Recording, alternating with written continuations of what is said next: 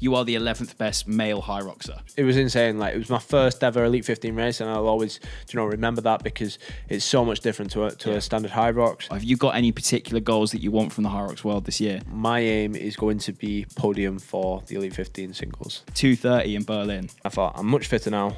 Can I get to that sub 2:30? And I actually had quite a lot of kind of negative comments. But, this was fuel to the fire. A little bit nervous. Don't be nervous, bro. Come on, it's all good. You got this. You're an elite athlete. You can't be nervous here, especially in front of me. This is the hardest thing. I think this is the hardest. Jake, welcome. Thanks so much for coming on, man. Thank you. No, I appreciate you inviting me on. Yeah, it's wicked to have you. Obviously, everyone, this is Jake Dearden. You might notice the set's a bit bare. So let me just give a bit of context. Obviously, at this point, the podcast has moved to YouTube. We're having a bit of a refresh. So if you have any set suggestions, what we should put on the set, please do let me know. But yeah, Jake, welcome. Thanks for coming on the pod. He's an absolute legend. The amount of you lot that have asked to have you on, it's insane. But yeah, thank you for coming on. And you paced me at Paris. Well, I was just about to say that with things that you should put up on here. I think you should put your Paris medal on there. Definitely, bro. Definitely. Well, look, let's start off with that. Paris Marathon. It was a complete surprise to me. We were both running it with Runner. It was obviously for you. You were doing it as a kind of like I guess, warm up, really, weren't you? Because you've got a big Hyrox event in a few weeks. But you just said you came down at breakfast and you were like, "Yeah, Cal, I'll pace you." And I was like, "Right, I've literally got no excuse now. I have to get the time that I wanted to." So why did you pace me? Good question. I think it's because I saw how invested you were in this. Obviously, I saw you training leading up to this. I've seen how hard you'd worked. And I don't know, sometimes there's so many risks and things that can go wrong with a marathon. Like, you can do all the training you want, but sometimes, on race day, it just, you either cramp or your nutrition isn't right, or like you say, it's just not your day. And I just didn't want that to happen to you because I'd seen how much you'd put into it. So the fact that I could, pay someone like yourself and help you get the time that you wanted, it means a lot for me. And I think it's very fulfilling for someone that runs marathons just for themselves normally. Like, to do that for someone else, like, it's so fulfilling. Nah, mate, honestly, it was amazing. It was such a sick experience. Well, let's go back to the start of the race. Obviously, we decided what we were going to do, because I haven't actually spoken about the Paris Marathon at all on this podcast yet. I was saving it for when I had you on because I really wanted to discuss it with you. So the plan was we were going to set out at a 4:50 pace, and the first 2K, I can't lie, we did like a 4:45, 4:48, that sort of thing. And I really thought, this is going to be hard, because that first initial shock to the system is pretty crazy. But then we kind of settled into it, and by the 5K mark, I think we were pushing like 4:42s. Really, it was going quite well. Yeah, you was flying. It felt really comfortable. And obviously, you kind of then said to me, just sort of stick with it. And if you feel like you're getting fatigued early on, just let me know. And we sort of just stuck with the plan, didn't we? Well, I think it couldn't have gone smoother. Like, if you work it out, like a 4:50 pace was for a 3:24 marathon, and now your original goal was sub 3:30. So we had a little bit of room if you did get fatigued. Yeah. But you didn't. You kind of just kept pushing and pushing, and we got to halfway, and you were still going strong. You was loving life. And it's I was nice only to a see. few seconds of a half marathon PB as well, because I haven't raced a half marathon since like last October, and I think we were like 30 seconds off a half PB. That's insane, considering it wasn't the flattest of courses. No. I felt the first 26K kind of autopilot. I feel like, looking back, when we were going along the Seine and we hit that first tunnel, I remember going through the 25K marker, and then 26K hit, and I looked at my watch, and we had that first tunnel, the fucking zombie tunnel. Do you remember that? Yeah, it was so dumb. Like, I felt like I was tripping. Yeah, there was zombie noises playing in your ear. Real life. Yeah, it was so strange. We had that tunnel, and then we had like 5-6 tunnels after that. Was it? Yeah, and it wasn't the tunnels that were the problem. It was kind of going down for the tunnel, which was kind of taxing on the quads, and then coming back up. So it was basically like you was doing hill reps, within the marathon. Yeah. So. Yeah, it was tough. And then obviously the second half of the course anyway, there's a lot more elevation. I'd love to see the elevation map of the course, because I feel like the first half was pretty flat, and then the second half it felt like there was spikes. It was sort of up and down. Yeah, definitely. When did you so obviously you said up to 26k. Yeah. Like you was fine. Yeah. When did you start to feel that kind of struggle? I think fatigue kicking in? 30k. Remember, we come out of. I think you said to me, "There's people stopping, and you're making it look easy," or something like that. And that kind of thought in my head, I was like, "Yeah, but I'm just clinging on now." In my head, you said that, and I was thinking, "Okay, I'm doing well, but I don't feel like I've." It's such a strange thing because I felt like I fit the balance the whole race where I was in the right amount of pain. Yeah. But I think it was around the 32k mark where we come out one of the tunnels and you kind of go left and then you go along the river again. And it was the big steep incline. And I think that's where we started seeing people like pulled up on the side. And that was kind of throwing me off a little bit. I hate seeing people. Did that find you, like, did that motivate you to keep on pushing, or did it kind of... It motivated me, but also kind of in a way upset me because I'm looking at these people like they've worked really hard, or that maybe they haven't worked hard. That's the thing. There's people obviously that do marathons that don't necessarily put the training in they need to do because they underestimate the challenge of it. So like when you look at someone who's like on the side of the road, legs up, cramp, whatever, you look at them and go, I wonder what your story is. And like in that sort of split second, I was thinking, fuck, that could be me. But then I was trying not to let that negativity in, if that makes sense. Okay. And then when you were struggling, what was you thinking to yourself? What was kind of like the main thoughts that kept you going? I only started struggling with 30 plus K. So that for me, I was like, well, if you've done this, you've gone this far. Yeah, you've only got X amount to go. I think when you hit that 10K left, mentally, you've kind of like won the battle a little bit because 10K distance, by the time you get to the marathon, is such a small distance in training that you desensitize yourself to the point of what is that distance, if that makes sense. Yeah, it's tough though, but do you not think like at the end of the marathon, like every kilometre feels like 10 kilometres? Yes, yeah. That last, I think it was, I can't remember what it was. You said to me, you've got 1.7k or something left, and we went up a hill. It's just we saw Theo Baker. Yeah. And we went up that hill and we saw him at the top of the hill. And then from there, I think I had 1k-ish left, and it was like a big downhill. And then there was a little uphill again. He did say, and Theo did say, it's all downhill from here. And it wasn't. It wasn't. You must have been like, you fucker. It wasn't, bro. And then we got to those those barriers, the signs that said 500 meters to go. And that for me was like, that felt amazing because I was just following the downhill, just flowing. But I almost feel at that point, regardless of your mindset, your legs kind of just go. When it's downhill, it's almost like you're just in free fall, it feels like. I think as well, because you knew there was only like a kilometre left. It's almost as if, like, I don't know if you get this feeling, but like all the pain kind of goes away. Like you're just like, I need to get to this finish as fast as possible. There was one really interesting part actually where I think it was 38k where I put my music in for like 2 songs. Yeah. I needed just to lock in and What did you listen to? I put on that tune...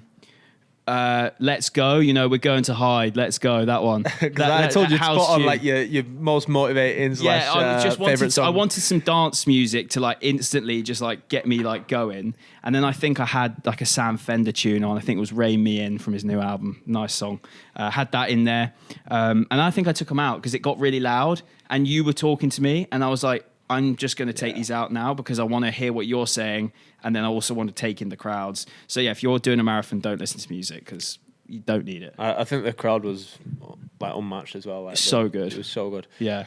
And then like your pace when you saw Theo, like your pace just like you must have gone from like running kind of like a 450 to like a sub 4 minute kilometre. Like you just started sprinting as soon as you seen Theo. And I think Theo was suffering with an IT band issue. I know, he was just pegging it alongside me. Yeah, he just legged it. It was like he should have done the marathon. I know. He did Boston in the end, which is unbelievable. Yeah, but yeah, there was one moment. So I took my headphones out and I was like, mate, I'm really struggling here. And you were like, right, go behind me and stare at my feet. And I did that. I think we did that for about 700 meters. And I stared at your feet. I looked at my watch and we were running at a 4:40, 40 kilometers deep into a marathon. I was like, I don't know how I was doing that. I think before that as well, like I think we dropped to like a 5:06 or something. We were dropping to like a 5:10 almost, yeah. Yeah, so yeah. What is that? Why was I going so much quicker when I was staring at your feet? I think it's just something to focus on, and if you think about like the science behind it, like imagine you're cycling, and someone's in front of you, it's taking that air resistance away. Yeah. So like even when you're running, there's a slight bit of air resistance that you're fighting against. If someone runs in front of you, you're almost drafting them. So just kind of keeping up on someone's tail, like it helps. I think this isn't science, by the way. Like I think it's around 10 seconds per kilometer. Really? It could have a difference if you're just drafting someone. We kept having through the race. Do you remember like people just cling onto the back of us? Like there would just be like we'd always be running side by side, and then there would just be people like tucking in behind us and trying to like stick with us for a couple of K and stuff. I remember there was this Irish guy. Do you remember him? It was just before halfway, and he's like, "What pace you guys going for?" And we were saying what time and stuff. He was like, "Okay, I'll see if I've got it in me." Because he said he'd ran a 3:16 before. And so I was like, okay, cool. This guy's going to stick with us for ages. I reckon he lasted 250 meters. Yeah. He just went. Yeah, bless him. But yeah, honestly, incredible experience. And we got over the line. Big PB. And yeah, thank you for that, bro. It was sick. No, it was good. Did you enjoy Paris after? I did. I enjoyed it. We went home the next day. But yeah, I mean, honestly, as marathons go, it was amazing. Well organised, great crowd, great course. I think Runner did well as well. Like, so good. You know, with the shakeout, organising it. You know, it's just so good that they can get so many cool people together, send them to a different country to do a marathon all together. And like, you know, I've never met any of them people, but like, it's so good just getting involved and everyone's so sound. It's also cool as well, like, when you're doing the broad marathon, this is my first experience doing it abroad. Last year when I did Manchester, it's not that it's abroad. I still had to travel like 3 hours out of my home to go and do it. But still, when you're outside of your home comforts and you need to remember to pack everything, there's so much added stress almost to a race because you're having to think about everything 2-3 days before. Yeah, especially like your fueling as well, like the night before and stuff. Like you're in a foreign country, you don't know what to have. What did you have for your pre-workout? The night before meal. So let me talk about this actually because my carb load situation was a bit fucked. On the Thursday, I was in the office here, and I decided that I was going to try and hit 800 grams of carbs. And I'd never done that before. And I got to lunch and I just banged. I think I ate a whole carbonara and some like mashed potato, like. Carbs on carbs was disgusting, yeah. Felt grim afterwards. Got home, had like a pasta and garlic bread. So I had, again, carbs on carbs. Went to bed feeling like shit. Woke up the next day and my stomach was in tatters. But I kept trying to eat the carbs. So got to Friday afternoon, we got to Paris. And I was like, my stomach's fucked. I don't know what to do here. And then I just thought, I'm just going to sack off this carb loading and just treat tomorrow like a normal eating day. Stomach sorted itself out, treated it like a normal day. I had a good breakfast, a good lunch, and a carb-heavy pasta for dinner, and then a drink mix before I went to bed, and that was it, really. Yeah. Easy work. So I kind of almost messed up the carb load and then resurrected it. But yeah, the advice from that is don't do anything out of the norm. I didn't realise that you're only supposed to take in an extra level of carbs from not eating, if that makes sense. So like through drink mixes and stuff like that. Yeah. So like rather than eating more than you usually would to upset your stomach. Yeah, if I was ever kind of carb loading, I'd have my usual meals. Yeah. But I'd just double the carb source. So a lot of people, you know, when they do carb load, they think, right, what's high in carbs? And they start having, you know, pizzas, pastas, all these things that they're not probably used to in their day-to-day, especially if you're trying to be healthy, say. Yeah, because everyone running a marathon is probably like trying to be healthier in the build-up anyway. So all these things are like foreign foods to your stomach. So, you know, you've not just got the extra stress of all the carbs that you need to digest, but then you've got the extra stress of these foods you don't usually eat. So like all the extra gluten, you know, the wheat, whatever it is. So like how I do it is, say for example, I normally have chicken and rice for lunch, say standard boring meal. I'd just double my carbs, so I double my rice. Okay. And then I just do that for each meal. And then if we need more carbohydrates, then liquid calories is the way to go. You know, having things like fruit juices and stuff. Yeah, like orange that. Juice is really good. Or like say carb heavy mixes. You know, the mixes that you can get from any sports brand. Yeah, I find those mixes really sit well with my stomach as well. I feel like I've got quite an iron stomach when it comes to carbohydrate products rather than foods. Yeah. So like with gels and carb mixes, I've never, touch wood, had an issue with them. Which is why I feel like in a race that during Paris, I was doing 25 gram gels every 5K. I probably could have doubled that, I reckon. I think I probably could have had more. But again, it didn't affect my speed. It didn't affect my ability to hold the threshold. So I think you did really well. Like the whole aim of having carbohydrates, well, carbing up before and then having carbohydrates within the marathon is so you don't hit the wall. Yeah. Like everyone thinks in a marathon that when you hit the wall, it's just kind of like a mental fatigue thing, and everyone's bound to hit the wall in a marathon. That's not the case. The wall is actually when you run out of glycogen. So it's when you run out of carbohydrates. So if you keep your carbohydrates up by carbing up and then keeping it topped up throughout, so anywhere between 60 and 90 grams of carbs per hour is what the science says. That's kind of like digestible. Then you're going to be able to get through a marathon without hitting the wall. And so I was only having 50. Around that, probably maybe a bit more, a little bit more, I reckon. But like I say, that might for you. That's a safe side. Like 60 to 90 grams is probably the upper limit for regular people. You can train your body for more. The cyclists, elite level cyclists, trying to take on 100 grams plus per hour at the moment. But for normal people, that's perfect. So you was just under that. But like you say, you carb load for 3 days before. You was running at the pace that you was meant to run at as well. Like a lot of people, like they hit the wall because they're running at a faster pace. So they're burning through more carbohydrate because that's the energy they need. You were probably burning, because you was at a steadier pace, you was probably burning carbohydrates, but a little bit of fats as well. And you wasn't burning through them stores as fast. Okay. And it was quite interesting to see, like, afterwards, my stats. My threshold pace was held 3 hours, the entire race, more or less. So obviously the 20 odd minutes before getting up to threshold pace, and then like towards the middle, your heart rate will settle down a bit. But yeah, I was like, that's crazy. The fact that my heart rate was at 170 for 3 hours. And how are your legs feeling after? Like, did it take a long time to recover? Was you sore? You know what it was? I had a really problem toenail where I could hardly walk in it for like 2 days. But that was fine. That went away. And then now I've had like a bit of stiffness in my left quad where it's felt like I've got like a minor dead leg. So someone's like dead legged me, but it's really wearing off. That's the kind of feeling it is constantly. But it's all right. It's better today.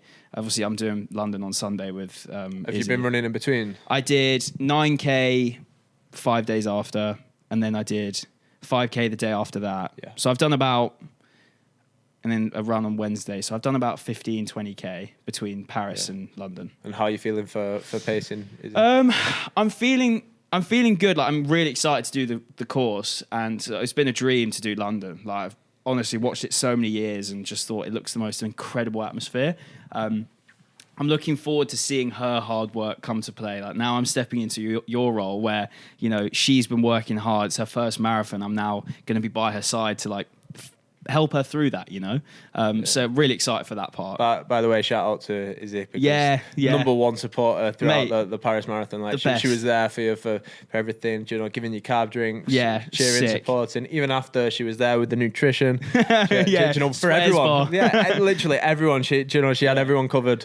It was so good. That is probably one of the hardest things as well. Like, for anyone that's not done a marathon, like finishing the marathon and then having to walk after the marathon to wherever you've got to go, because you can't just get a taxi and sit down. Like, you've got to kind of walk for a couple of miles, and that is probably the hardest bit. The thing I found so funny was the fact that, like, I for me was so happy with the result, but I was thinking about to myself, I was like, oh my God, imagine if I'd had to do this if I was disappointed about the result.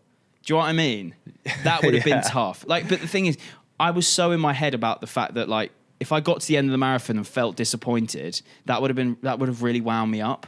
But I knew that I shouldn't have felt disappointed, because regardless of what had happened on the day, I was always getting a massive PB, because I was never going to get 5:56. Do you know what I mean? So it was, even if I got 3:55, I was always going to get something close to 3:30, even if it wasn't 3:30. So I was always going to be happy with the result, but I just probably wouldn't have hit the target. But we didn't have that problem, so it was ideal. Yeah, it was good. It was good. So cool. And then obviously London. Yeah, like, you do know that no matter how much you're hurting, you cannot say anything, because, like you say, it's not about you. It's not about you. So I'm worried she might drop me, bro. Genuinely, because like I'm going to get to this point where I'm like, my legs are going to be tired, man. And then she's gonna have tapered. I mean, I've tapered as well, technically, but still, she's going to smash it. I'm very excited for her. But I also like know what's coming for her with your first time marathon when you hit that final 10K. Fuck me, man. It's an awakening. It's a rude awakening. Yeah. You don't experience it anywhere else. It's tough. Yeah. But yeah, obviously, I went through that pain cave in Paris. But one thing that you did that a lot of people watching and listening probably know about is your 2:30 in Berlin. Let's talk about that briefly. So how was that experience? What came about for you to decide that you wanted to try and do a huge PB in Berlin? So my main sport, as people probably know, my main sport is Hyrox. Yeah. And I went to World Champs last year, and we did great in the doubles, but I didn't make the Elite 15, which, for people that don't know, the Elite 15 is like the top 15 guys in the world. And I didn't make that doing the singles, but we did kind of win the overall World Champs as a pair. So my goal this year was solely to get into that Elite 15. And I was speaking to one of the guys that had made it into the Elite 15, and he was saying to get to this position, you need to be strong, but you also need to be fit and you need to be quick. And he said, you need to be able to run a 330 kilometer for an hour. And that's what he said to me. He said, if you do that, you'll get into the Elite 15. So I had a thought in my head, and I thought, if he said I need to run a 330 for 1 hour, what if I could do that for a marathon? So for 2.5 hours, I could run a 330. So I got that in my head, came home from World Champs. We had about 14 weeks until there was kind of like the back end of the marathon this season. So you've got your races like Berlin at the back end of the marathon season. So managed to get a place for Berlin, and then I decided this is going to be my goal, knowing full well, I didn't know whether I could make it. I didn't know whether, it wasn't kind of this well thought out time or anything like that. I just thought my PB at the moment is 2:49. I did that a year prior, and I thought I'm much fitter now. Can I get to that sub 2:30? Like, I could have aimed for a sub 2:40, but at the end of the day, like if I aim for a sub 2:30 and fail, I'll probably get sub 2:40. So what's the point in aiming for sub 2:40 if I could? I'm going to get the same shoot result, for the moon, land among the stars. Yeah, sort of thing, I'd still be happy. If I got sub 2:40. So anyway, put this on, and then I put it out on Instagram, and you've put it into the universe, bro. Yeah. And once you do that, like you can't kind of go back. And I actually had quite a lot of kind of negative comments, off like experienced runners saying, you're years and years away from this, and this just brought, like, this was fuel to the fire. You're either one person, you're either someone that is going to fuel the fire from that, or it's going to kind of put you off and think, maybe I shouldn't do this. But you were the former. Yeah, and without that, without people saying, you can't do this, I don't think I would have been able to do it. Because, like, since that point, I was 14 weeks out, people were saying, you can't do this, like, there's no way you can do this. So what I did, I decided to reach out to the best coaches around, best athletes. I was speaking to ex-Olympic athletes in running. Were there any particular elites that really gave you some good advice? Yeah, so there was a steeplechaser that went to the 2012 Olympics called Stuart Stokes. He is quite local to us, and he actually has like a running group, and he coaches his son, and his son's 15. And I started jumping into the sessions with him. So I was actually training with 15-year-olds, which is a bit weird. Yeah, it's a bit weird, but like these 15-year-olds are all like sub 15-minute 5Ks. Like, they're all rapid. Like, insane. There's no way that I could meet 6 individuals that all could run a sub 15-minute 5K that live around the corner from me. No, apart from these guys. So, and to be coached by an ex-Olympic athlete. So, I used to go down every Tuesday, run with them. I used to get advice, and he was kind of giving me kind of specific marathon workouts that I need to do. So he was like, make sure, like, really simple things like try and run your marathon pace for 10 minutes and do 2 sets of 10 minutes with 5 minutes rest in between. Yeah. Then each week, build it up.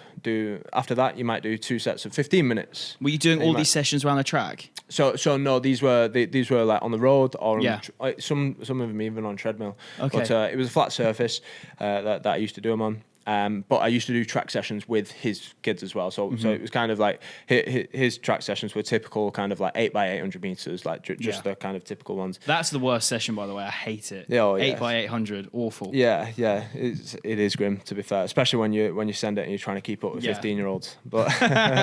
But so chasing kids, mate, bit weird. Bit weird, but it pays off. So he was a great person that I spoke to. There was also another guy that really believed in me, and this guy is actually an ex-GB cyclist, and he Steve is called, and he basically worked out how I can get to this sub 230. So he said, your PB at the moment is 249 marathon. He asked me every question under the sun. He was like, what was you wearing? What was your weight that day? Like, how did you feel? Like, what was all you, like, literally your shoes, absolutely everything. And then he kind of analyzed it all, and he worked out that, like, without any extra effort, if I ran the same intensity that I did that 249, but lost 8 kilograms, I'd be on for a 238 marathon. Whoa. So I was like, and he said, you're running that at 90 kg, you can easily lose 8 kg. Like, get down to 82 kilograms, and you're running a 238. Is weight super important when you get to those sorts of times? I think so. Yeah, I think power to weight ratio. I think that's what you're looking at. So you're looking at how many watts can you hold when running.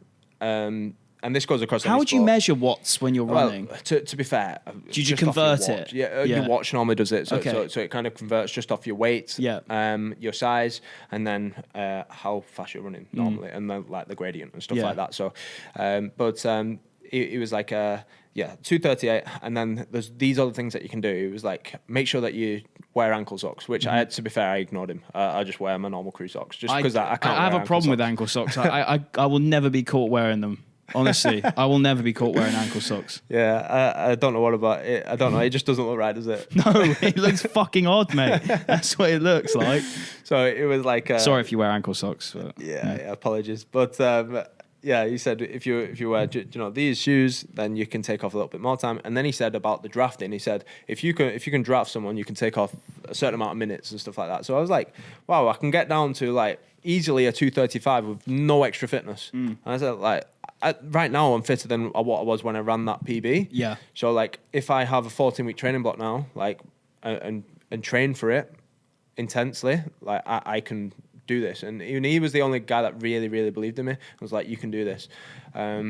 So it was nice to have that back in. And yeah, just on the day, it paid off. Amazing, man. Must have been some feeling. So when you were running 330 during Berlin's quite a flat course, isn't it? The flattest, I think. Is it the flattest? I think it's the flattest official marathon. Is it flatter than Chicago? So Chicago apparently isn't. You can't get an official time on Chicago, so you can I think that's right. Oh, it's Boston. It's a major though. Yeah. Oh no, sorry. Boston. You can't. Boston, you can't. Boston, you can't. Yeah. So Chicago, I don't know. I'm not too sure, but I think Berlin is the fastest one in the world. So when you're running 330, hold that for a marathon. What's your heart rate looking like? Oh, so it's around 168 to kind of like 175, probably 180 at the end. So threshold. Threshold. Don't get me wrong, it's tough, but I think the main things to think about is exactly what you did, where you just keeping on top of your carbohydrates, your hydration, and your electrolyte balance, so you don't kind of pull up and cramp. Did you have any bad moments in the race where you thought, oh, hang on, am I cramping here? Am I going to be hitting a wall? Yeah, so the first half of the race was really, really tough. Really? The first half, up to half marathon, it was quite tough. And when I got to the half marathon, I was like, I cannot keep this up. I cannot. I actually ran through, I think, at a 3:33. So 3:33 average pace. Yeah. For the, which was behind my kind of like schedule. And you would have missed your time if you kept that up. Yeah. So if I kept that up, I would have missed it. And I was feeling a little bit fatigued. And then I don't know, the next 10 kilometers were kind of like game changing. So from kind of like 21k to kind of like 31, it was just like my main focus was don't get cramp, and just keep up with the guys around you, because I set off in the 230 width as well. Yeah. So I was with fast guys. I was just like, just keep up with these and keep locked in. And that was probably the hardest bit.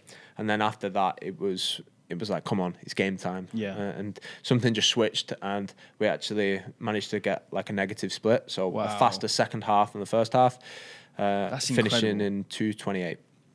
Insane, Royce. You didn't even scrape it. You did it with 2 minutes to spare. Yeah, it was good. I felt good at the end, and like I was trying to get other people to do the same around me. I was like, come on, let's go for this together, because like you know what it's like at the end of a marathon. Like everyone's in that pain cave together, everyone's struggling. Like, and at the end of the day, like if people around you, speed up, it's just going to make you faster. It's just going to, we might as well finish across this line together. What's your fueling strategy through that race? Like, do you have certain gels when carb amounts at certain times? Yeah. What's your kind of usual routine? So for me, I like to have a little bit of caffeine before. Yeah. I like to carb up before, and then in the actual race, every 20 minutes, I'll have a gel.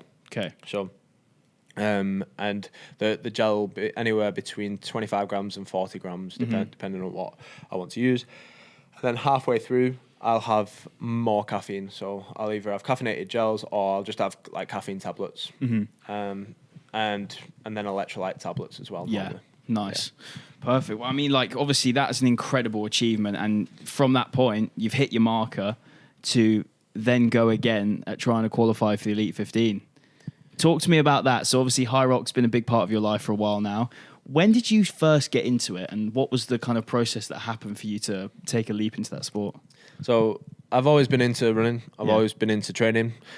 And then one of my friends at the gym that I used to work at went and did a Hyrox, and I'd never heard of it before. It was actually the Manchester Hyrox, I think back in 2021, I think it was. And so it was around the corner from us, and he went and did it and came back, and he was like, oh, I'm sore from this workout. Like, my legs are absolutely killing from this workout. But it was really good. It was like one of the best things I've ever done. And that's what he said. But I just passed it off. I just like, oh yeah, whatever. Like, you know. And then 6 months later, the gym that I was at, they decided to take 60 people to Birmingham Hyrox. So, it was Birmingham Hyrox. Around 60 people went, and they were like, Jake, come on, let's go. So I went. Didn't really train, but had been training. Been training for typical kind of like CrossFit / hybrid events. Yeah, functional fitness. Yeah, functional fitness for a while. And I went to the Hyrox without really training specifically for Hyrox. Didn't really know the station order or anything like that. I was just looking at kind of like the numbers, going round, and I managed to... I actually raced twice that day. So I raced once, got a 1:03 open time. So it was pretty good for back in the day. Like now, everyone's doing a 1:03. It seems like obviously not everyone's doing a 1:03, but you get what I mean. The standards really, really improved. But back then that was enough to kind of win my age group. And then I had a friend actually who was meant to be competing later that day, and he was like, I've had some family issues, I can't come, do you want my ticket?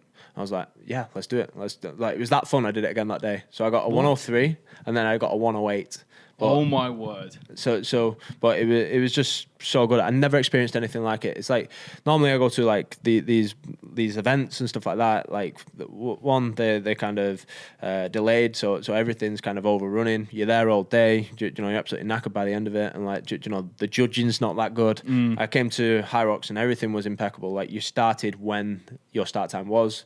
Everything was good. The DJ was good. Everyone could spectate and watch. There was no time where you was like on your own. Like you was motivated all the way around. So it was pretty cool. So I thought I've done well at this. Let's train for it. So I trained for 12 weeks, and then after that was the Glasgow Hyrox. So I went and competed there, and I got the world record for my age group in the open category. So I got 57 minutes. So I took off like 6 minutes with 12 weeks of training. So I thought this could this be is a your little sport. Bit me. Yeah. I'm obviously doing okay at it. So and I've kind of, even though, Hyrox probably isn't the most interesting sport out there. Like, it's not the most exciting, I wouldn't say it's not interesting. I think there's just a lot of critique of it because there's a lot of. I don't want to say it's jealousy, but there's a lot of people in the world that don't like it when there's people who are visibly in shape doing something well, if that makes sense. I think there's almost a bit of saltiness online, which makes it like almost tarnished a little bit. Yeah, but then again, you probably say the same with CrossFit, same with any sport, and even like running now as well. Like people are slagging off runners, saying, you know, but with CrossFit weird. though, that's the CrossFit heyday was almost when social media wasn't as much of a thing. Yeah, true. Do you know what I mean? Yeah. So, but I think, I just wanted to kind of. I did well in my age group, and I wanted to just push on and see how far I could take this. Mm-hmm. So, after that, tried going for my first pro solo, and I actually slipped 2 discs in my back. So I DNF'd the race. So I got to the wall balls, slipped 2 discs in my back, and then I couldn't walk for a month. Like physically, Did you get over the line? So I got wheelchaired over the line.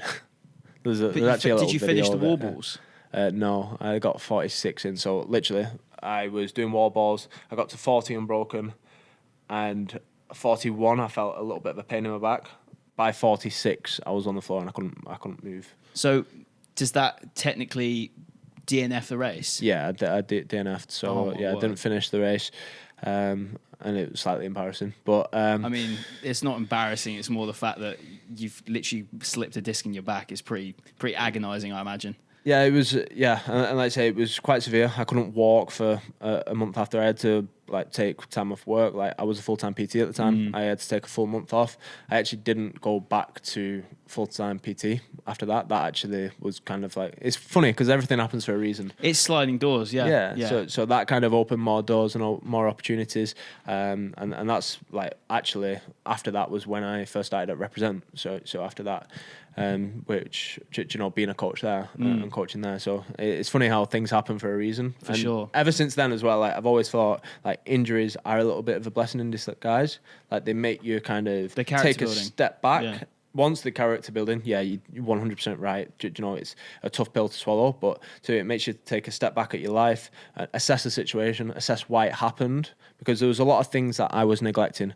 I was just overtraining constantly. You know, I was thinking I was invincible, doing like ultra marathons, doing these functional fitness competitions every week, and just not looking after my body. And this was kind of like the moment when my body said that enough is enough. Like, so it was kind of a build up of things. It wasn't that I was just weak at wall balls and, you know, I slipped a disc by chance. It was a build up of things. So you assess that, you look at your life and you think, do you know, things need to change. And that was kind of like a turning point for me. It's funny. So since then, every kind of injury or every setback is a bit of a blessing. So you don't look at it now as a negative. You'll look at it as obviously it's a disappointment because you can't continue doing what you love doing and keep progressing, but it's almost a mindset shift in a way, because one of the things that a lot of athletes have, and I can sort of see why, is this whole psychosomatic relationship with injuries, where you'll almost be scared to get an injury that will convince you that you're getting injured, almost like a paranoia, but constantly. So there's that fear that you're not going to be able to do something that pays your bills, if that makes sense. So not having that fear, if you look at injuries in a more positive light, I guess, will kind of eliminate that worry, if that makes sense. Yeah, 100%. And like I say, it opens up more doors. Like, you know, you can spend more time with your friends, you can spend more time with your family, you can go and travel if you want. All these opportunities that you'd never be able to do if you was just laser focused on a goal 24/7. Because you know, there's more things to life than just training, or just even for athletes. You know, so like there are opportunities where you can go and learn, you can study, you can do whatever you want, and not have the pressures. Sometimes it can take pressures off. So yeah, using everything as kind of like, you know, looking at the positive with everything is important. Have you ever had an injury? So, touch wood, I've never had a running related injury, but I've had injuries where, you know, from sports and stuff when I was younger, like I've broken my toe and what things like that. What sports did you play? Just football. Like football, I broke my toe, and then I think it was we were playing like an indoor match at school or something, and I just kicked the ball and I think I hit the ground afterwards or something really shit and pointless.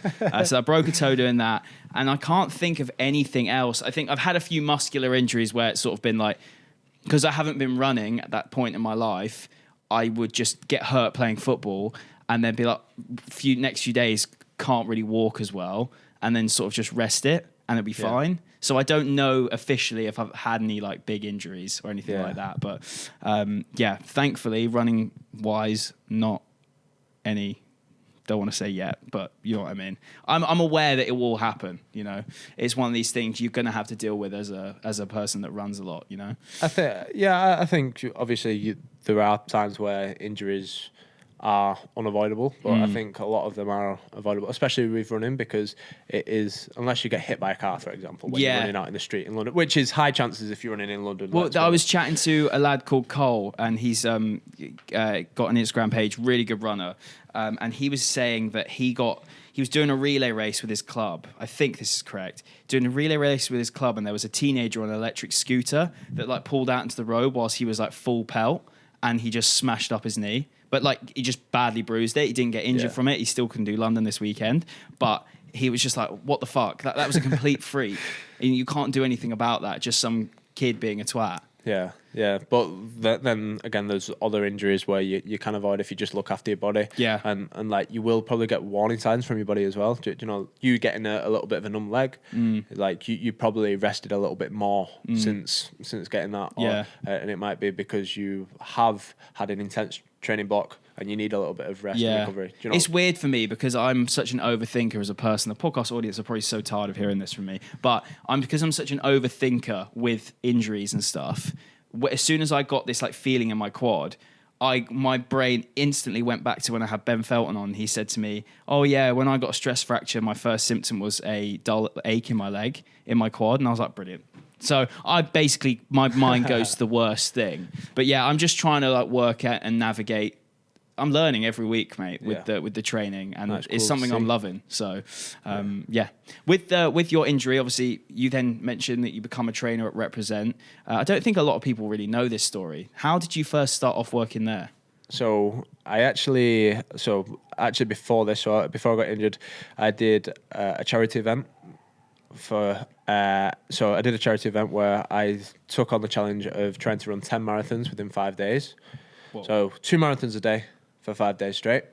And at the time, I think the only person that had really done that was Josh, who'd run the 76 marathons in 76 cities. And then William Googe doing 48 marathons in 30 days. And that kind of documentary had just aired on Amazon at the time. Wow. So I'd watched them, been inspired by them, and always been into kind of like ultra running and stuff like that. You know, the David Goggins era, you know, listening to him on Joe Rogan and stuff like that whilst you're doing your long run. Typical things that have led to me, you know, having a fascination of how far can you push the body. Yeah. So I decided to, 1, raise money for charity, but 2, try and see how far I can push myself. And I said that I was going to do 10 marathons in 5 days. So I knew George at the time. He actually trained at the gym that I was training at, and he reached out to me and said, "Look, I want to run. I've never ran a marathon, an official marathon. I want to run one of these marathons with you." And he said, "I'm free on the Sunday." Now I started it on the Saturday, so the Sunday morning would have been the 3rd marathon, and he came and joined me on that. Amazing. So, which was so cool that, you know, I have the owner of Represent come in. Because that's the thing, in your area up north, it's like Represent were kind of this massive, it was a culture, wasn't it? So it still is, but it became like a big culture shift. Yeah, and you know, it was absolutely huge. You know, George was literally like an icon, like you know, a huge role model of mine that I looked up to. And he said, you know, I want to come run one of these marathons with you. I've never done one. So we set off for this marathon, and we managed to finish it. But he saw how much of a bad way I was on that 3rd marathon, and he was like, "I don't think you're going to be able to run all 10. If you do, whatever you raise for charity, I'll match through Represent." Whoa! So I managed to finish. I think he went off. I think he had a Portugal trip, like you know, to go and design some clothes somewhere in Portugal. So he had to go off for business, and then I finished the marathons with help by, you know, everyone around me kind of jumped in. I don't think I actually ran a mile of that alone. Like, you know, I had someone with me at every mile of them 5 days, which was pretty cool. But I finished them, and George did what he said. I raised $6,500 and he matched it. Amazing. Which was, you know, insane. And then after that, we became good friends. We did a couple of competitions together, and then I was going through this kind of like tough time where I was injured, but I wasn't enjoying my work. and I didn't really have a good work-life balance. Were you working at a gym? Yeah, I was working at a gym, a great gym called High Performance Center. But yeah, I was just struggling at the time, and I needed a change. And George came with the opportunity of saying, look, fitness has transformed my life, and I see the guys in the office, and I want to help them transform their lives as well. That's How can so we sick. do it? So he said, what I'm going to do, I'm going to build a gym in the office. And this is when, it's almost like a bit of the norm now that big companies having a gym, and stuff. But at the time, there was nothing about, and he was like, I'm going to invest into a gym. And now, so he built this gym, and I've never seen anything like it. It's basically like a dream CrossFit box. Like normally, you walk into an office and you're expecting like a hotel gym, a treadmill, a rack of weights, and that's it. Like this was a full kind of CrossFit box, and it was for his staff or his team. And at the time, I think he had around 50 people working there at the office. So like they had this dream CrossFit box, and he was like, I need a coach that's going to coach all the lads.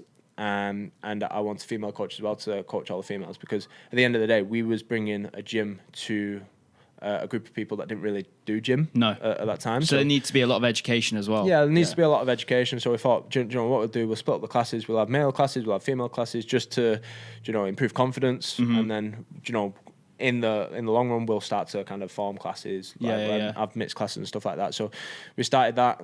I was the coach for the males, and then for the females, my girlfriend was the coach. So George was kind enough to take my girlfriend on as well. And then we've not looked back ever since. Mate, it's amazing. Honestly, it's the best part of my day. Every single day I wake up, and there's no day I wake up and I'm like, oh, I can't be bothered today. Like, do you beast the lads? Yeah, I do beast the lads. Like, to be fair, Jack sat over there. And do you get beasted, Jack? Yeah. And don't get me wrong, they do the fair share of complaining. Like Jack's like, if it's not bench press day, he's fuming. He's fuming, but he still does Bad day to be legs, mate. Yeah.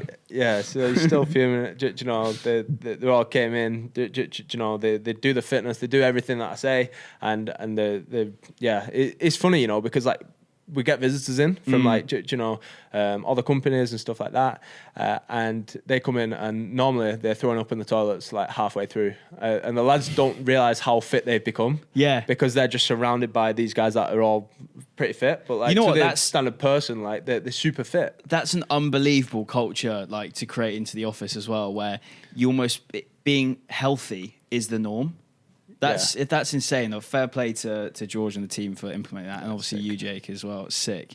So obviously, when you become like sort of a Hyrox athlete, what was the moment where you moved into the sort of pro leagues, I guess, and you kind of had your eyes on the Elite 15? So ever since Nice World Champs, we qualified for that. Myself and my partner at the time was Matt Dean. Both from up north, both from around Bolton and Wigan, which was pretty cool. We qualified and we actually won the World Championships for the doubles. So we thought we won this. Our next goals are going to be, can we get into the Elite 15 individual category? So that was kind of like the main focus. We did the big block of marathon training to get us better at running, and then we just needed to focus on getting really Hyrox specific. So I actually put it to the test. All my running I put to the test, and I went over to Cape Town to do the Hyrox there. So Hyrox had never been in South Africa before, so it was the first one, and it was honestly incredible. Have you ever been to Cape Town? Never, man. It's literally on like top. I would say top 3, top 5 places I want to go. Honestly, it's one of the best places in the world, and the people are just insane. Like I've heard the amount of atmosphere. Like I went over there, there were signs saying like "Go on, Jake" and stuff like, for the Hyrox. Like I'd never seen this before in my life, and that's insane. Yeah, it was so nice. Everyone was so kind. Everyone's so enthusiastic. And these people that followed you on socials, or that's nuts, bro. So either followed me or the brands that I was working with. But so we went over there. I tested my kind of fitness, or Hyrox specific fitness, and I managed to get a PB of 56 minutes. Now for the pro singles, and this was a week before Berlin, so it wasn't ideal timing. So a week before Berlin Marathon, and then because I got that time, there was an Elite 15 majors. So how the Elite 15 works is you have 4 major competitions a year, and the 15 best people at that time with the best times get entered into that, and then the top 3 people then get qualified into kind of like the overall Elite 15 world champs at the end of the year. So that's how it works. So that time that I got in Cape Town actually qualified me for the first major in Amsterdam. Now, I'd messed up a little bit here because I did the Cape Town. I had Berlin booked in. I couldn't go back on that. And then I'd got a message through saying that, you know, I qualified. Amsterdam was a week later. So the week after Berlin. Yeah. So I was like, oh my God, I'm gonna have 3 races back to back. Like, one of them's a marathon, 2 of them are, you know, really intense Hyrox. So I got the Berlin Marathon out of the way, and then I went to Amsterdam, but I think everything just took its toll. I was overtraining, over kind of competing as well, and my back started to flare up again. So this is the same injury that cropped up when you had DNF that time, yeah? Yes, a little bit. So I think once you slip a disc in your back, yes, you can get healthy, you can get back moving and stuff, but like you've still got a little bit of weakness there because the cartilage actually, like the disc actually decompresses a little bit. So and it becomes dehydrated. Now this can take years and years to kind of rehydrate. Sometimes it stays like that forever. So the issue was the disc in my back was dehydrated a little bit, so it moved around a little bit more than it should. And every time it moved around, like that kind of caused problems. My back to seize up, little issues, and it especially happened like when I was overtraining. So whenever I'm overtrained, whenever I'm tired, so I feel it in my back, even to this day. So my back really kind of went after that Berlin Marathon. I think 4 days after. I probably went into training a little bit sooner because, like I say, I had this. You had these race. Massive events. You had to. I have to. So I seized up, and then I think the day of the race, I was getting physio still. I still flew over to Amsterdam to do this Elite 15. I was getting physio on the day, but I wasn't in the best shape, and I managed to get through it on painkillers. And I managed to get a time of 57 minutes, but came 11th within that 15. I think I remember following this race and watching it. And obviously, it was my first time ever spectating because we met obviously Great North Run. Yeah. So I was like sort of following your journey, and I remember watching that live and thinking, that is insane. The fact that you have finished 11th out in the world, essentially, you are the 11th best male Hyroxer. Yeah, and it was insane. Like, it was my first ever Elite 15 race, and I'll always remember that because it's so much different to a standard Hyrox. And it's just incredible to be around that level of athlete. Are the weights different, or is it pro weights? Pro weights, yeah. But yeah, it's just the level of athletes a little bit different. Sure. You have a clear course as well, so like everything's better, and it's on the grid kind of course. But it's just the athlete. What makes it special is the athletes that you're racing against. You follow these people, you look up to them, and these guys are the best in the world at the sport, which is so cool. So. That was kind of like my first one. And then when you were doing that, did you have any kind of like moments where you were looking across to the competitors that you were racing with and going, oh my God, I'm racing you? Any particular people? Yeah, so in that race, there was James Kelly. Yeah. There was Alexander Ronkovic. And these people, like, I look up to. And, I was seeing... I didn't realise how fit they were until actually racing against them. So in that race, just to put it in perspective, I think they finished over 2 minutes, maybe 3 minutes ahead of me, like within that race. So like, yes, there's an Elite 15, but there's levels to that Elite 15. Yeah. Like I came 11th, but first and second were battling it out, and they came 3 minutes faster than me. Insane. Do you know, at that time. So it was just, inspiring to see. And looking back, like, I'm just so grateful that I got that opportunity. Like, I finished 11th. Yeah, I was a bit gutted, but like at the end of the day, like I got to be there, and it was so good. I experienced that. So after that, like I needed to take some time off because my back kept flaring up. Like I remember going back to training like the week after, and I was actually hopping on one leg, and my back went. I was like, this shouldn't be happening. Like I shouldn't be this fragile of a person. So I needed to kind of have a good kind of reset. I actually missed the next majors. So the next majors was in Hong Kong. I had to miss that. I had to pull out of that. And I just had to really kind of focus on my training. And do you then have to re-qualify for the Elite 15 if you miss a major? So if you miss a major, you don't have to requalify, but your time needs to be, so someone can knock you off. So say, for example, if I'm 15th and you get a better time than me, you'll then become 15th and I'll be 16th. You don't have to worry about that, mate. Yeah. Maybe next year. No way. But yeah, I get the protocol. I understand. Yeah, so it's always top 15. So I managed to stay in. Without racing, I managed to stay in until Vegas, which was January. So I'd have kind of like 12 weeks off where like I'd basically rested and then retrained. And we got to Vegas and I actually was quite impressed with my performance. Like I actually came 5th in that race, which was my highest ever placing within the Elite 15. And I thought, coming from 11th to 5th with a block of training, like I was really kind of happy with that, but it was still shy of qualifying. So how the qualifying works is it is top 3, but if someone of that top 3 is already qualified, it then rolls down. Got you. So if there was other people that had qualified that had placed higher than me, then it would roll down and I would have qualified. But unfortunately on that one, that didn't happen. So I needed to race again. But what happened was on that race, the Vegas race, there was a race going on in Europe at the same time. Now, with Hyrox, some of the courses aren't like there is a little bit of discretion between the courses, like discrepancies, between the courses. So it might be plus or minus a minute on the speed of the course. Yeah, you can have slow courses. Can't you can have slow courses, you can have fast courses. And Hyrox are working on that. Don't get me wrong, but it's not perfect at the moment. So I did London XL Hyrox, and it was almost like a perfect track, sort of like circuit. Yeah. But then apparently the Olympia one is a lot more. Oh yeah, it's like a maze. Yeah. And that can make the difference. Also, the sled carpets can make a difference. So, and normally it's not the actual carpet; it's the flooring underneath. So imagine if you've got a wooden floor underneath the carpet, or if you've got concrete floor underneath, then that's going to cause different resistance for the actual carpet and then the sled on the carpet. So when there's a major, do they have to kind of make sure that it's the perfect surface underneath? It will have to be the same?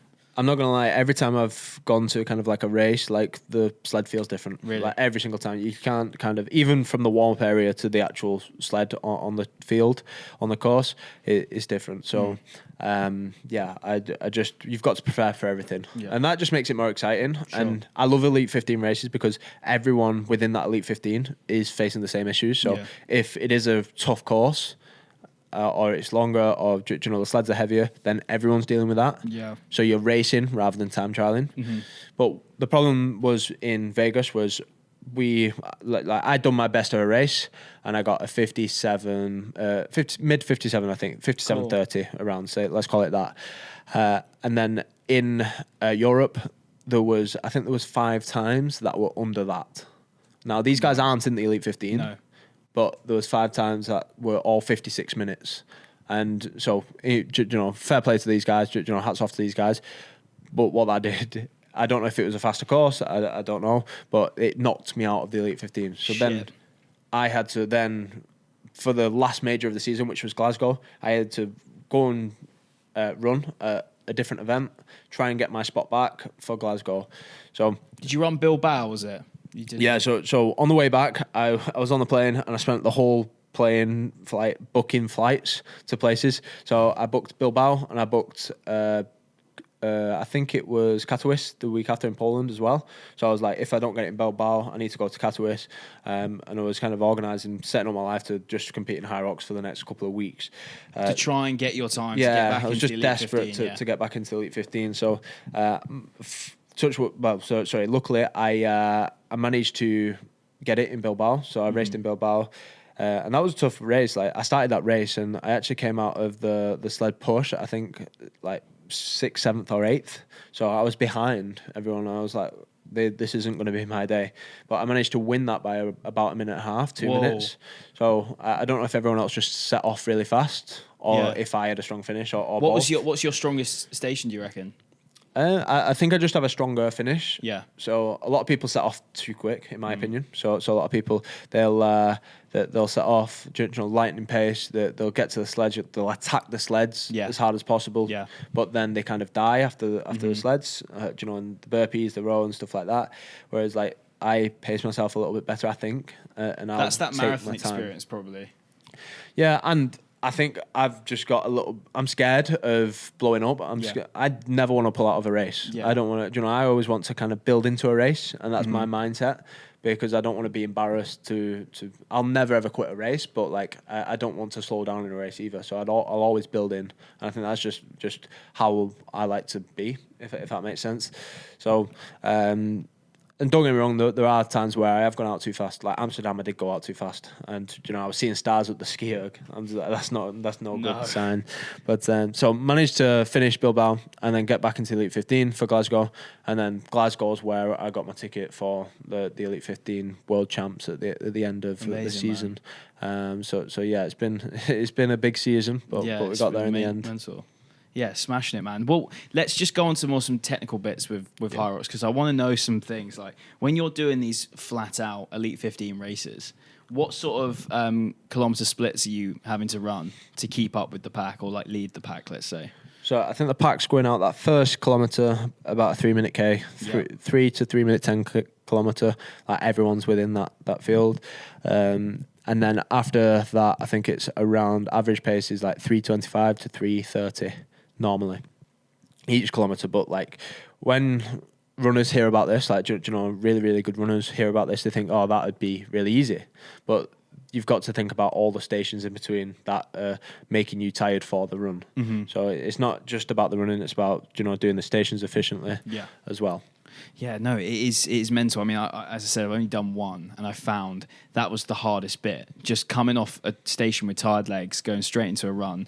And the thing is, we as well were being really cautious with our running, because we didn't want to gas out for the stations, because the stations were the things we were like least experienced with. But it's crazy. It's crazy to see the speed that you lot do it at. It's amazing. Yeah, it's interesting, and I think the training around it is interesting as well, because it's a little bit different just to running. Yeah. Like, running, you do want to run as fast as you can. You want to do VO2 max sessions. You want to build that kind of like efficiency. But like, training for Hyrox is a little bit differently, because you're not running all out, if that makes sense. Like, you are running fatigued and you're running as fast as you can at that moment in time. But if you was to compare it to your all out kind of 5K pace, for example, like, it's slower than that. So like, it's very hard to train for. Yeah, it's crazy. Well, another crazy thing you've done recently is the speed project. And that is something that has fascinated me, because obviously this isn't the first time that you've done it. So for those who don't know, the speed project, it's a 570K around that. From Los Angeles to Vegas. You run it as a relay, a team of 6. You did 3 men, 3 women this year. Previous years, there's been more male-dominated teams, but they're now kind of made a rule, as we said in the last podcast with John T, they've kind of made a rule to make sure the teams are sort of more evenly split with male and female. But yeah, you took part with a 247 team this year. How did that go? Honestly, the speed project is like one of the best experiences of my life. Like, I've done it twice now, and both experiences have been very, very different. But like, ones I'll remember forever. Because I was watching the documentary that you guys put out about it, and I think it was Herc that was saying you'd come back and said it was the greatest thing you've done, and you were like buzzing with it, and you kind of led the team. And I don't know if it's because I've got a slightly boring life, because all I do is, like you say, I think it's a pretty sick life, bro. Yeah. So some people might love it, but I don't go out. I don't go out partying and stuff like that. Like, I'm super focused on my goals, and I'll try and do everything that I can to get there.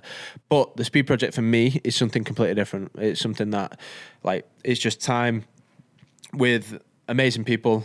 And all you're thinking about is so simple. All you're thinking about is your next run. Yeah. And that's all you're thinking about. You just, how can I perform my next run? You're not thinking about socials. You're not thinking about daily stresses. You're not thinking about anything at all. And for me, that's kind of like the beauty of it. It's running in its rawest form, really, isn't it? Across desert, across these amazing kind of, like, you're running through the mountains, you're running through the desert, and like, there was one point where we was doing the speed project, and it was nighttime, and we was looking up, and it was the clearest of nights. Wow. And you was just looking up, like, whilst you wasn't running, at the stars in the back of a truck, and you're just like, this is sick. Like, there's no better place, or no place I'd rather be. But yeah, so I had done it. Herc had done it before, so he did it in summer. He did the Chamonix one. Yeah. And I did the one the year before. I did a secrets one. So how the speed project works is they've got the main one, which is LA to Vegas. And this is where they have about 80 teams compete. Yeah. And I'd probably say this is, as a business, this is where they make their money. But where their passion lies is no rules, no spectators, this kind of ethos that like it's this underground run that no one knows about and no one knows when it's starting, no one knows where it's finishing, and people are just doing it and it's cool. So they have a secret speed project and they only invite about 10 teams, and I hadn't been invited, but William Googe had been invited because he'd done it the year before. And he said, look, he was in LA at the time. He said, look, I need an extra person. Can you come, Jake? And I was like, I had to negotiate with my girlfriend at the time. Well, I left her in LA for 5 days on her own. Oh. But yeah, I had to, because I couldn't turn it down, this opportunity. For sure, man. Yeah, so I ended up doing this. And this one was from Utah to Vegas. And so slightly longer, but and completely different scenery. Probably a lot of colder weather as well, because we're going from like north to south rather than south to north.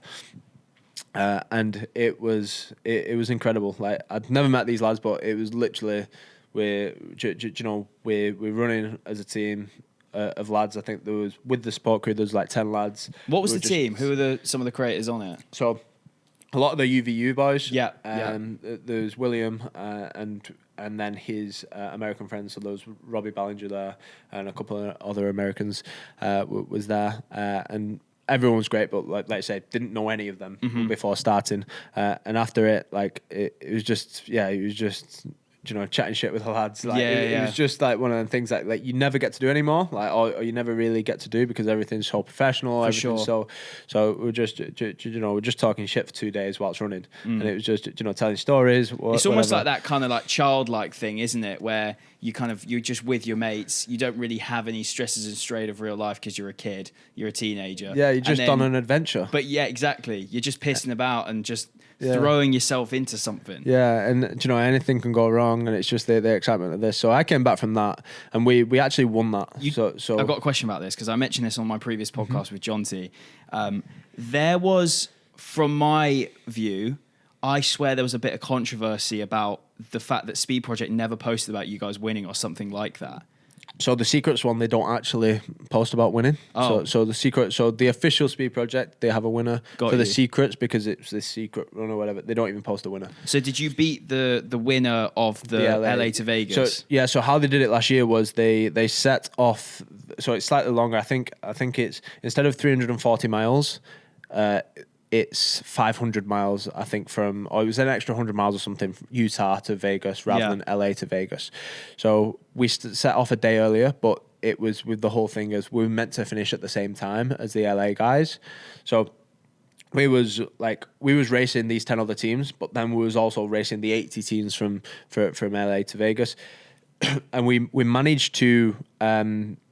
We managed to beat everyone by 2 hours, but officially, I don't know if it was. I think as well. I think because we had a full male team, I think that was the controversy as well. I think. Got you. I think it needs to be what they class as an OG team. Which so is how did you guys male, get in female. though? If you had an all male team, was it the team wasn't built when the entry got confirmed?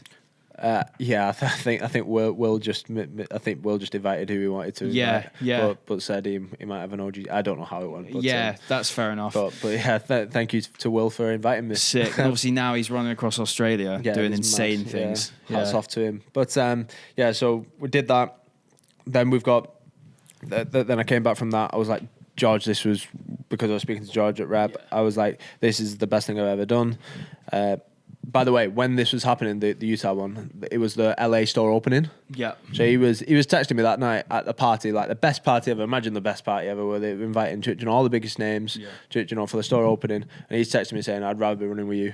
Oh. So anyway, I was like, "We're going to do it next year." That's a friend right there. Yeah, I said, we're going to do it next year. So. I managed to get a ticket for this year, and I was like, "Did you organise that?" Yeah. Yeah, I got a ticket through the owner Nils. So thank you for that, Nils. And he gave us a ticket and he said, "You've got to have 3 male, 3 female. That's the only kind of thing that you've got to have." So we managed to design and pick a team. and we picked a team of all really strong kind of ultra hybrid athletes. So. And we thought, this team's going to be resilient. Everyone was super sound. Not everyone knew each other, but I knew everyone would get on. And we went to got to LA. We kind of set off, and it was going to plan. It was going like, the best it could ever go. Like the first day, like I think we were averaging a 340 kilometer. Sorry, for 20 hours. 340 for 20 hours. Like it was flying. Because obviously when you're watching, you don't really know the speed that you're going. I was assuming you would have been doing like a 4:10 most of the time. No, but that's insane. we was doing like 1 kilometer efforts for 20 hours straight. So like you'd think, how would you split it? Like how personally would, if I was giving you a team and you had a team of 6 and you had 500 kilometers to get through, how would you split it up? In a day-to-day, I feel like it's play it by ear and play it by eye. I feel like that sounds great, one by one, and just kind of rotating, keeping everyone fresh. But again, I think maybe like in my head, off the bat, without thinking about it too much, I've probably gone, you run for 4 or 5K. Yeah. So maybe 5K efforts. And so on. So. And we'd just gone off like previous kind of experiences, and then we'd found out that the team the year before that broke the record ran 1K intervals. So he was like, that must be the fastest way. So we set off like that, and we set off like rockets for the first 20 hours, all out kind of sprints basically. And we got to the evening and we had to go off road, and we wasn't going to see. So we had 2 trucks, so 2 4x4 trucks, and we had an RV. Yeah. And the RV couldn't come off road with us, so we just had the trucks. So we go into the night, we go onto this kind of desert path that's called the power line path. The power lines, yeah. And we've got power lines overhead, so basically the power lines one side and power lines the other, and you just got to stay in between, And it started getting like, it started off good, like we were loving life, and then it started getting sandier and sandier. It was like hard to run in, and then it started kind of going, there was inclines and declines, and it started getting really sandy. And the first problem occurred like when one of our trucks got stuck, and like it could not move. So one of the trucks was with us, one of the trucks was stuck probably about a mile back, and we had a choice to make. It was like, do we try and go get them out by ramming the truck with the other truck? By the way, I'd rented these from Enterprise, so it was on my head. Whatever happened with these trucks, like it was on my head. I'd gone and rented one, and Emily, my girlfriend, had rented the other. Yeah. Like so we. So it was her cash, and she weren't even involved, mate. I know. Yeah. So we was like, oh, we're gonna be screwed here. So anyway, they were like, we're gonna try and go back and ram it. So me and Hercules decided that we'll just keep on moving forward. So instead of people wasting time stopping, we're going to carry on moving forward, and we'll just catch us up when you've got that other car out. So we kind of get a couple of miles down the road, me and Herc, we're running together, just running. By this point, we had slowed down a little bit because we didn't know how long we're going to be running for. So we're probably just going kind of like an easy pace, and we were running forward, and we got a phone call saying we can't get this truck out. I was like, oh my God, like, like we need a truck. We're kind of 3-4 miles in. We're in the desert. Like we need someone here with us quick. So they moved everything from the truck that was stuck into the other truck. They got all the runners into one truck, and then the content guys stayed in the other truck, and they needed to get rescued. So we actually, like, I think Jack, you actually sorted out. So I think Jack, so Jack was with us on the trip. I think they went into a gas station, and they was like, do you know anyone that can pull out trucks from the desert? Literally. And they were like, and the guy was like, yeah, I know someone that can do this. Like, it's going to cost you. It was 3 a.m. in the morning. Yeah. But this guy was on decent call. Decent bit of money on that. Yeah, I think so as well. So anyways. That's coming out the represent company card though, mate. Yeah, hopefully. Or Jack's card. Jack's card, yeah. So so they're trying to get that one out. So but we've got one truck between us. So the truck catches up. I think me and Herc did about 5 miles, but we was absolutely goosed because it was on like it was up and down the terrain, like really deserty. And it was, for some reason, like it was 3 a.m, but it was like really hot. So we were both sweating. We didn't have any water. Because it's supposed to be like so cold at night in the desert as well. honestly, we were panicking. We were like we've got no water. We've got one phone that's on like 16% battery. We've got one head torch between us, and that's it. Like, and we don't know when these people, like when our friends are coming back for us, all the runners are coming back. So we just kept on running. They've eventually, about 5 miles down the road, they come they come up and we see lights behind us. How did they find you? So it's just one track. So Okay. like you've got to navigate, but like every so often there's a post that says basically the route that it's on. So you know, it's a couple of numbers on a post, and like you just got to have one of them like at the side of you. So they found us and we kept going forward. So we changed, and then that's when we had 6 runners. So we were kind of alternating and was back on. We was moving forward, and we were like, yeah, what we'll do, we'll just get to the road ahead. We'll see the RV, and then we can kind of, we're back on road then. So we'll get off this power line route, and about 10 miles before the end of the power line, or maybe a little bit before this, but probably about 15 miles back, it comes up on the screen saying you've got a puncture, and the PSI starts going down. So it's at 30 PSI when it starts, and I make the executive decision saying we'll wait until it goes to about 15 PSI, and then we'll see what happens. Usual PSI for a tire is about 70 odd, isn't it? I think it's about 35, 40. It depends what I haven't driven my car in years. Yeah, I think it's about 35, 40 or something, but you can still drive it on like 15 PSI. Yeah. So it got to 15, and I was like, let's just leave it to 10. And we'll just keep going. And it kept going down, but it kept going down quite quick. And it got to 0. And I was like, let's just stop. I just need to check that like the tire's okay. Can we still drive it? It says 0, but surely it's not 0. So get out, look at the tire. There's no tire there. the tires come off. I think I remember seeing it in the video. It was ripped to shreds. Yeah, it was like literally barely anything left, like hardly any rubber. So at that point, we try and we were like, what do we do? We actually stopped, so we were a dead halt stop. So at this point, had the other team come back to you? No. So you guys were on your own in the desert. No car, no water, no electric power, no phone charge, nothing. And you know what? Everyone wasn't bothered about that. No one was panicking. Everyone was just pissed off that we were stopping and we weren't progressing in the race. Yeah. That's all that anyone cared about. Like, everyone just wanted to do as well as we could in this race. And we was pretty gutted because like the runners were fine. Like everyone was tired, but everyone was fine. Everyone wanted to keep moving, but we physically couldn't because of the car. So we decided to just drive on the rims for the extra 5 miles or something. And then we actually used the RV, but this meant that we couldn't carry on doing the route that we wanted. So we had to take the longer route, and then from there it picked back up, but it was kind of, let's just get this race finished rather than let's do well in this race. Yeah. Would you have said, if you carried on the trajectory you did in the first 20 hours that you said, would you have won it easily? I don't think we would have won it easily, but I think we would, because at the end of the day we had like what I'd call myself class myself as like a hybrid athlete. So we had 6 hybrid athletes running. Like, there were pro runners doing this, so there were amazing running teams. Also at the same time, it's not terrain for a pro runner. Yeah, true. Do you know what I mean? There is a lot of roads, but there's also a lot of off-road as well. Yeah, but like there was some, I think the team that won it, I think they were kind of like a running team from Oregon. So I think they were like Nike team or something like that. Question: do you know where the Secrets route was this year then? So I think they were a little bit lazy. Like the owners of the Speed Project were a little bit lazy this year. It started off in LA, finished in Vegas, but you had another checkpoint. So the year before, it was from Utah to Vegas, and I thought that was like super cool because you're running from like different places and you're trying to meet. Whereas it was from LA. It just started the day before, and I think Matt Choi did that one. That's the only guy that I know that did it. But I think so. It started in LA. You had to go to a different point, and then so it was still 400 miles. But I think it was better the year before.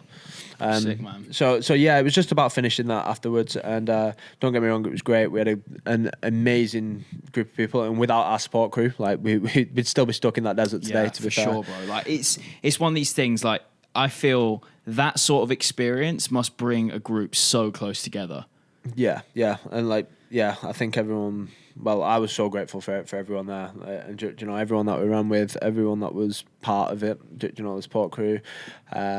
like I'll always be thankful for that, and I'll always remember it. Yeah, for sure. There was a few injuries though off the back of it, wasn't there? Obviously, George has pulled out of Manchester because he got an injury. Yeah, I think his IT band has gone a little bit, and then he's getting sharp shooting pains as well. So we actually tried doing like his final session the other day at the track, the Etihad track, and he was 1 kilometre into his first interval. And it was just at marathon pace, so nothing too fast, nothing too aggressive, and he had to pull up 800 metres in. Oh, it's devastating, man. It is good because he's trained so hard for this, and he's wanted a sub 3 for so long. But he'll get it, like just injury free. He'll get it. Yeah, though, I'm sure. I think Megan Davis as well. She's had to pull out, so she was one of the runners in the team. She's had to pull out of her Ironman. She's got something wrong with her knee, which he's got into. I do apologise that I asked everyone to sign up to this, and they're all injured off the back of it. Shit, man. I feel like it's kind of my fault. It's not your fault, bro. What do you reckon's caused this? Just the train or the speeds that you're running? Like, what's happened for us? Because Hercules has got some problems with his knee as well.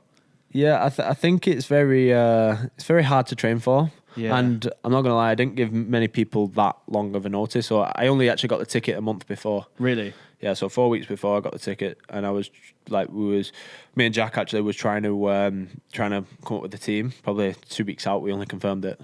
So they didn't have long to train for it. They didn't have a proper training block. So that's one thing. But then again, like training for that, do you know, I think you're bound to get injuries running at that pace. Do you know, realistically, you're doing 80 to 100 intervals of 1 kilometre efforts at a 3:30 to a 4:30 pace. Yeah. Do you know, it's going to take its toll. Yeah, it's definitely on the bucket list for me to do, for sure. I'd be sick. Who would you do it with? Who would you be in your team? Dream team. My dream team. I'd have to have you on there, bro. A seasoned expert of the Speed Project. Don't leave me to the route, yeah. Who else would I have on there? You know what? I'm going to put Theo Baker in there. Love that. When he's back from his IT band injury, I'll stick him in there. Theo's also, Theo's like a similar pace to me. Fully fit, he's similar pace to me. Trying to think for some of the creators. Gabriel Smith, do you know Gibbs to Run on Instagram? Oh, right, okay, I'll put him in there. Amazing. And then women, I'd put Paige. I'll put Paige on there. Obviously, she'll be on this pod. Yeah, so we've got how many men? We've got me, Theo, yourself, Gabriel. Yeah, let's have Paige. 4, and then we need one more female. Becky Briggs would be good, or Anya. They'd be good. Yeah. Yeah, they're rapid. Yeah, let's stick both of them in. Team of 7. We'll whittle it down. Someone's got to go. Hopefully Theo stays injury free. If not, Theo might free up a spot. Sorry, Theo. No, it'd be sick to do that. They do the Europe one, don't they? I don't know if they still do that. So they I think they're going to announce the Chamonix one. Yeah. I think that's end of August, I think. Is it? That's tempting. It's how you get a ticket though. Like, it's impossible to get a ticket. Like, it's invite only, I think. Shit, man. Yeah. We'll see if I can scrape my way onto that invite. Obviously, one thing that is evident with you, Jake, is your goals for the year. And you've now moved into the Elite 15 and you are fighting for that kind of like top spot. Have you got any particular goals that you want from the Hyrox World this year? So Hyrox World Champs is, I think it's in 6 weeks' time from now, in Chicago. So this is kind of going to be the peak / pinnacle of the year. So my aim is going to be podium for the Elite 15 singles. That is my kind of sole focus. I've also got the Elite 15 doubles with James Kelly, who is currently one of the best in the world. So I have high expectations for that as well. I want to podium, if not win that. How do you go about choosing your partner for that? Because obviously, like, all of you guys know each other. Yeah. How do you decide that James was going to be your doubles partner? He actually asked me. So sick. Yeah. So he approached me. He asked me, do you want to run it? And I was like, yeah, hell yeah, let's do it. Yeah, it's an honor to do it with him. He's a great person. I've learned a lot from him. But then my goal, and the reason I'm not saying I want first place, for example, is because I just don't think I'm there yet. Like, me being completely honest, like, I am one of the youngest in the field of the Elite 15. Like, I think a lot of people don't realise this. You're 26. Yeah, 26. I think most people, and the peak for endurance sports is kind of like mid-30s. So, the top guys in the sport are 30 plus. Yeah. So I've got a couple of years. I think. But bro, you're like performing. Well. You're performing at almost like a peak before you even hit your peak. That's insane. Thank you, mate. Yeah. Thank you. Hopefully I can it's like 28, 29, you usually hit your peak, isn't it? Athletics. Oh, well, even endurance, it's even later. So if you look at the best triathlon people in the world, like they're like 38, I think. I think Lionel Sanders. Well, the Brownlees were performing at a top level, like late on. Yeah. And obviously, Alex Yee's still so young, and he's like one of the best. That's insane. Yeah. I'm excited to see what he does on Sunday. So excited, man. Yeah. What do you think he's got? Well, it'll be done by the time this goes out. I was chatting to the guy at Coros, Dougie. Obviously, Coros does all of his data and things. They think he'll get a 209. 209. That's a bold statement. Like, 209. It's just whether he's got the full marathon in him. Yeah. You know, obviously he has it in him, but it's whether he can sustain that level for 42k. Yeah. It's exciting and super inspiring as well. Yeah. Have you done London before? I've never ever done London. No. Apparently it's a really good course. It's quite flat. Yeah. I've done Manchester quite a few times. It's a weird one as well. Manchester and London are on the same day. Weird they've done that. Really odd. Someone said to me, I don't know if this is legit, that I don't know who that's going for this record, but they're trying to get a record for the most people doing a marathon in one day in the UK or something like that. Right, okay. I don't know if that's the case, but because obviously London, there's 56,000 people starting the race. Wow. Well, that actually start that are signed up. But you know what's crazy though? There was 55k that finished Paris. Was it? Yeah, it was the highest ever finisher marathon ever.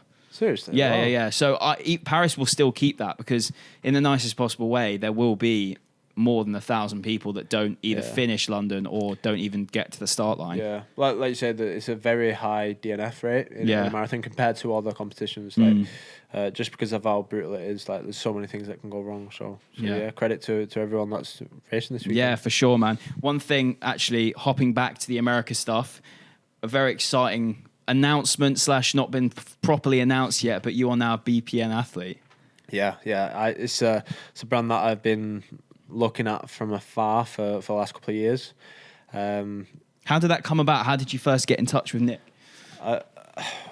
I've actually watched Nick for the last kind of 5 years. So the start where he was like just starting out BPN and he was ex-military. So I remember watching his YouTubes. He was doing like 100-mile rucks and he was just walking on the road for 100 miles and it was like, this is insane. Still doing it in like under 24 hours, like weighted and stuff like that. And it was just super kind of inspiring. And the fact that like from that he's transformed himself into this incredible hybrid athlete, but also entrepreneur. Like it's just insane. And I think more from like the aesthetics and the storytelling of the brand, like they do such a good job. I think everyone's kind of looking at them for how to produce content, how to kind of storytell. Well, they inspired my thumbnail that I'm done for my YouTube video. Like all of their thumbnails on YouTube are super clean. They've got a single image in the background and then it's like a really bold text, like either left or the right. Yeah. And obviously that sounds obvious with a thumbnail, but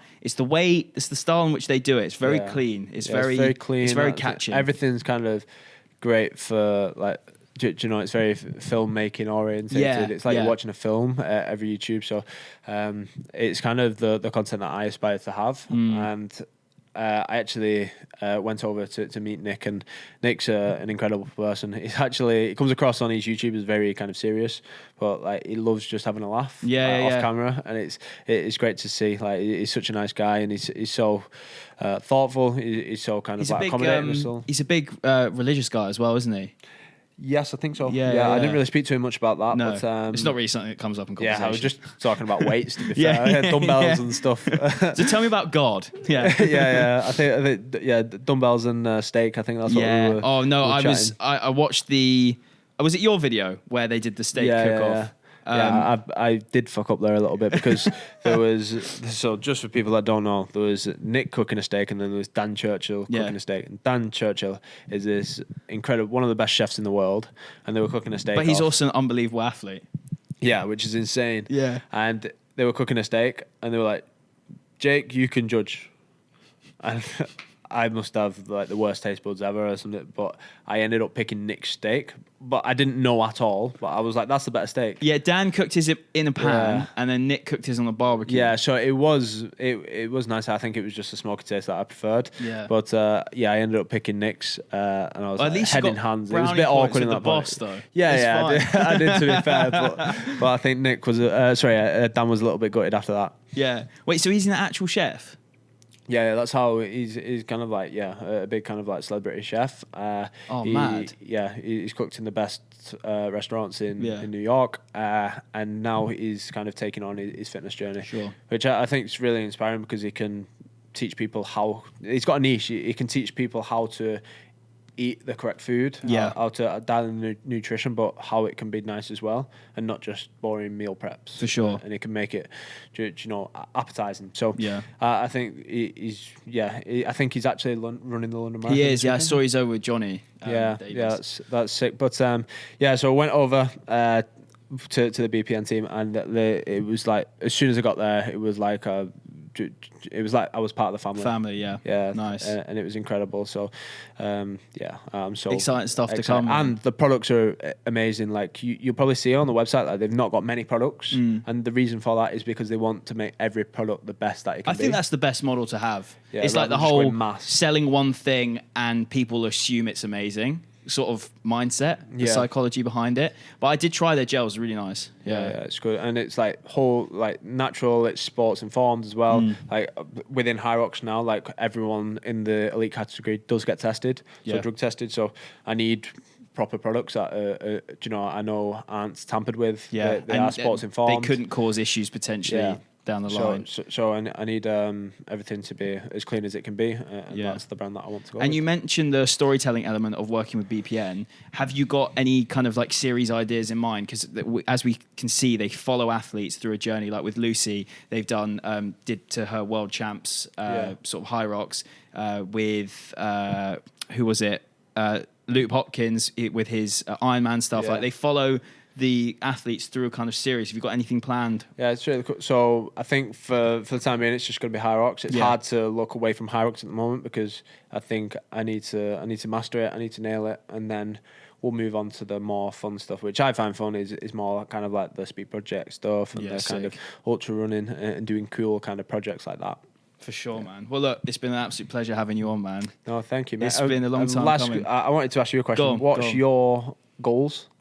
Oh, yeah, okay. After the all right, marathon? yeah. So, obviously, like, outside of fitness, I want to keep growing this pod. I want to keep sort of making it sort of a birth of my, like, passion and what I'm interested in. Because for me, I think a lot of people probably look at this podcast and go, why is he suddenly so fixated on getting fitness-based creators on or runners and stuff? And the simple answer is I'm just really passionate about it, and I'm talking to people that I'm genuinely interested by, and it's almost become a bit of an obsession for me where I see myself going in a certain direction in terms of my own fitness and my journey that I'm on. And I love kind of picking people's brains about who are way ahead of me in their kind of fitness journey. Like someone like yourself is someone I'll look up to in terms of, their aspiration. And it's really interesting for me having these people on to chat to them. So I guess podcast wise, just keep growing it and having great conversations like this, man. No, that's cool. And like, you're doing the hard work for other people as well, because like you're going out finding these people to have these interesting conversations with and trying to pick their brains so you can get better, but you're also letting the viewers get all the knowledge as well, which you're doing a good thing. I think, thank you, mate. Appreciate you're inspiring a lot of people, so keep it up. I want to really push my YouTube channel this year as well. Like the Paris video I put out, I was very, very happy with the way in which I could bring something that was very much a casual vlog series, and it was sort of just pick up my camera and record. It wasn't very fine-tuned. It was very raw, but then the final product to be like high quality was something that I really sort of aspired towards. And then, I've potentially got a autumn marathon that I'm waiting on confirmation, which will be after September. So it's not Berlin. Hopefully do that, which is, back end of the year. And then, yeah, man, just keep getting better and just keep sort of making myself healthier, making myself a better person, I guess, and just keep growing. Well, yeah, you're inspiring a lot of people, so it's like, well done. Thank you, bro. I appreciate it. Look, Jake, it's been a pleasure having you on, man. Thanks for coming down. It's been mega. Thank you. And it's sick that we could tie this into marathon weekend as well. So yeah, so good. For those listening, watching, we're recording this 2 days before London Marathon. This may go out next week, may go out the week after. I'm undecided yet. I think it'll probably go out next week. But look, if you're running London Marathon or if you've ran London Marathon, because it'll be past tense, let us know how you got on. And thank you so much. Obviously, this is the first episode onto YouTube, so make sure you hit subscribe. And yeah, all of the podcasts moving forward are now going to be on YouTube to watch for free, which is sick. So it's been something that I've been really working towards for a while now. And yeah, it's great that it can tick off that next stage of the podcast journey. Obviously, we had the audio stage back in November, and now it's the YouTube stage. And yeah, just super excited to see where this goes. And make sure you're subscribed, following on audio platforms, and we'll catch you next week for another episode. Take care.